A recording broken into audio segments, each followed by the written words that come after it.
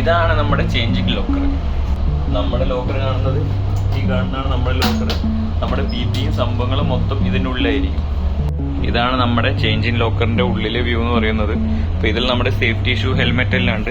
അപ്പൊ നമുക്ക് ഹെൽമെറ്റ് എടുക്കണം. ഹെൽമെറ്റ് എടുത്തിട്ട് വേണം എഞ്ചിൻ റൂമിന്റെ ഉള്ളിൽ കയറാൻ വേണ്ടിയിട്ട്. എഞ്ചിൻ റൂമിൽ കയറുമ്പോൾ വേണ്ട PP ഒക്കെ ഇവിടെ എഴുതി വെച്ചിട്ടുണ്ട്. Boiler suit, ear protection, head protection, boot, അതായത് ലെഗ് പ്രൊട്ടക്ഷൻ, അങ്ങനെയുള്ളതെല്ലാതും ഇവിടെ എഴുതി വെച്ചിട്ടുണ്ട്. അതെല്ലാം ഇട്ടിട്ട് വേണം ഉള്ളിൽ കയറണമെന്നുണ്ടെങ്കിൽ. ഇനി നമ്മൾ നേരെ പോകുന്നത് എഞ്ചിൻ കൺട്രോൾ റൂമിലേക്ക്. ഇപ്പം നിങ്ങൾ കേൾക്കുന്നതാണ് എഞ്ചിൻ റൂമിൻ്റെ ഉള്ളിലത്തെ സൗണ്ട് എന്ന് പറയുന്നത്. ഇപ്പോൾ ഇയർ പ്രൊട്ടക്ഷൻ ഇതിൻ്റെ ഉള്ളിൽ കയറുമ്പോൾ മസ്റ്റായിട്ട് വെയർ ചെയ്യണം. ഇപ്പം നമ്മൾ നിൽക്കുന്നത് ECRലാണ്. ECR എന്ന് പറയുകയാണെന്ന് വെച്ചാൽ എഞ്ചിൻ കൺട്രോൾ റൂമാണ്. കൺട്രോൾ റൂമിൽ എത്തിക്കഴിഞ്ഞാൽ നമുക്ക് എന്തൊക്കെ നോക്കേണ്ടതെന്ന് ഞാൻ കാണിച്ചു. ഇപ്പം നിങ്ങൾ കാണുന്നതാണ് എഞ്ചിൻ കൺട്രോൾ റൂം. അപ്പോൾ ഇതിൽ എല്ലാ മെഷീനറിയുടെയും കൺട്രോൾ വരുന്നത് ഈ കൺട്രോൾ റൂമിൽ നിന്നാണ്. ഇവിടെ നിന്നാണ് നമ്മളെല്ലാം കൺട്രോൾ ചെയ്യുന്നത്. നമ്മൾ ആദ്യം ചെയ്യുന്നത് ഈ പാനൽ നോക്കിയിട്ട് എല്ലാ മെഷീനറിയുടെ പാരാമീറ്റേഴ്സും ഇതിൽ കാണാൻ വേണ്ടി പറ്റും. മെയിൻ എഞ്ചിന്, ജനറേറ്റർ, പ്യൂരിഫയർ, കംപ്രസർ, എല്ലാത്തിൻ്റെ പാരാമീറ്റേഴ്സും ഇതിൽ കാണാൻ പറ്റും.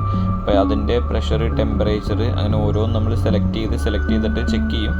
എന്നിട്ട് എല്ലാം നമ്മുടെ ലിമിറ്റിലാണോ നോക്കും. ഇത് ലിമിറ്റിലല്ല എന്നുണ്ടെങ്കിൽ അത് തന്നെ അലാം തരും.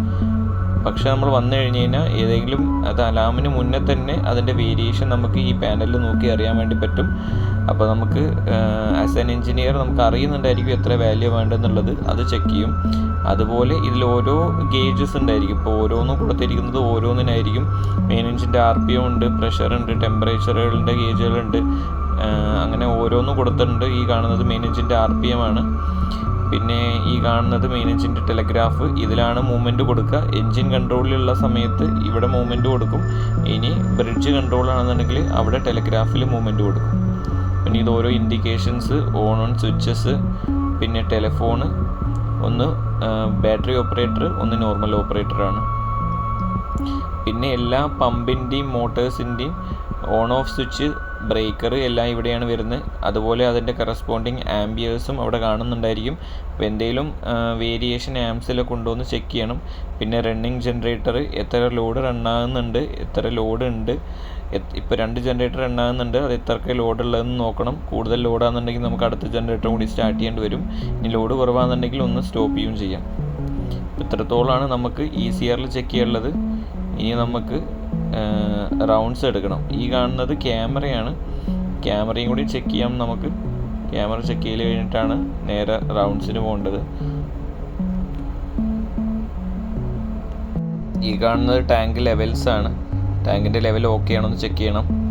പിന്നെ കംപ്രസറാണ്. കംപ്രസ്ഡ് എയർ പ്രൊഡ്യൂസ് ചെയ്യുന്ന മെഷീനറികളാണ്. അപ്പോൾ അതിൻ്റെ പാരാമീറ്റേഴ്സ് എല്ലാം ഓക്കെ ആണോ എന്ന് നോക്കണം. എമർജൻസി ഫയർ പമ്പ്, ഫയർ എന്തെങ്കിലും ഉണ്ടായി കഴിഞ്ഞാൽ ഈ പമ്പ് യൂസ് ചെയ്തിട്ടാണ് വാട്ടർ സപ്ലൈ ചെയ്യുന്നത്.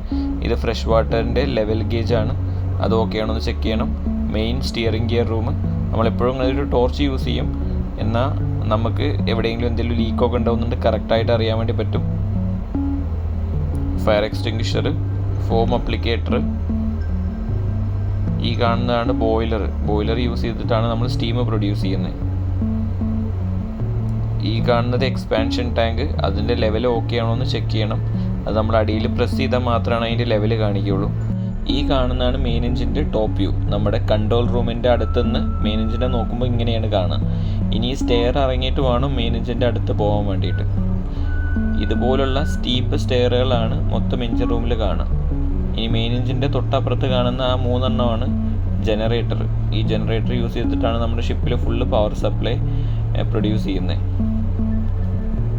ഇത് മെയിൻ എഞ്ചിൻ്റെ ടോപ്പ് പാർട്ട് മാത്രമാണ്. എക്സോസ്റ്റ് വാൽവാണ് നിങ്ങൾ കാണുന്നത്. Main engine 3 പ്ലാറ്റ്ഫോമിലായിട്ടാണ്.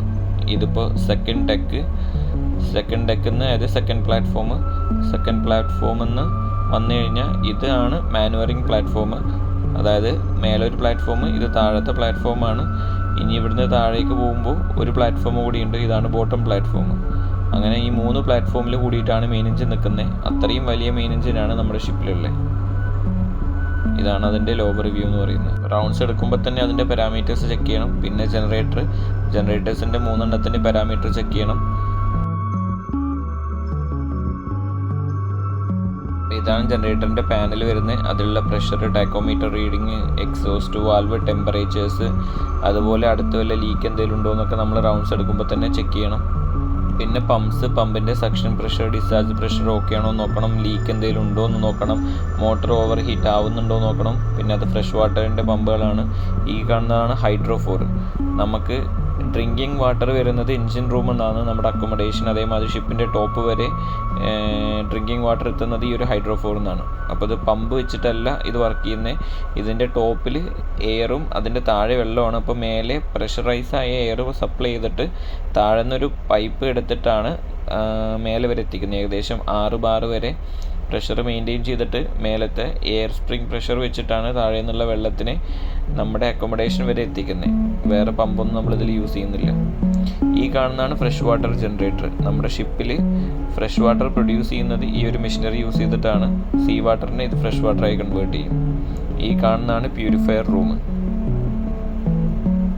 റൗണ്ട്സ് കഴിഞ്ഞ് വന്നാൽ നേരെ നമ്മൾ ECRൽ വന്നിട്ട് ഒരു കോഫി കുടിക്കും. നമുക്ക് ഏത് കോഫിയാണ് വേണ്ടതെന്ന് സെലക്ട് ചെയ്യാം. അത് കോഫി ഉണ്ടാക്കി തരും. എന്നിട്ട് കോഫി കുടിച്ചിട്ട് നമുക്ക് എന്ത് റിപ്പോർട്ടാണ് ചെയ്യാനുള്ളതെന്നുണ്ടെങ്കിൽ അതിരുന്ന് ചെയ്യണം.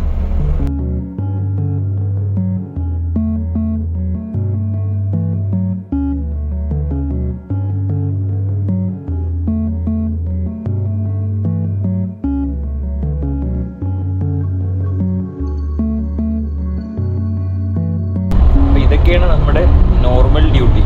എല്ലാ ഡ്യൂട്ടി കഴിഞ്ഞാൽ നമ്മുടെ ക്യാപ്റ്റൻ അതെടുത്ത് വെക്കുന്നു. പിന്നെ വല്ല റിപ്പോർട്ട് എന്തെങ്കിലും ചെയ്യാണ്ടായിരിക്കും, റിപ്പോർട്ട് ചെയ്യാണ്ടാവും. ഡെയിലി എന്തെങ്കിലുമൊക്കെ ഉണ്ടായിരിക്കും. അതേമാതിരി മന്ത്ലി ഉണ്ട്, വീക്ക്ലി ഓരോ റിപ്പോർട്ടുകളുണ്ട്. അത് ഓരോ എൻജിനീയേഴ്സിനും ഡിഫറെൻ്റ് ആയിരിക്കും. ഡിഫറെൻറ്റ് റിപ്പോർട്ടുകളായിരിക്കും. അത് ഓരോ റാങ്ക് കൂടുന്നതിനനുസരിച്ചിട്ട് ചില റിപ്പോർട്ടുകൾ മാറി മാറി വരികയും ചെയ്യും. പിന്നെ പുതിയ വല്ല റിപ്പോർട്ട് വേണമെന്നുണ്ടെങ്കിലോ വല്ല മെയിലിൽ റിപ്ലൈ കൊടുക്കാണ്ടെന്നുണ്ടെങ്കിലോ അതൊക്കെ നമ്മൾ ചെയ്യണം. അപ്പോൾ എല്ലാ റൗണ്ട്സും കഴിഞ്ഞ് വന്നു കഴിഞ്ഞാൽ നമ്മൾ നേരെ കമ്പ്യൂട്ടറിലിരിക്കും. എന്നിട്ട് റിപ്പോർട്ടെല്ലാം ചെയ്യും.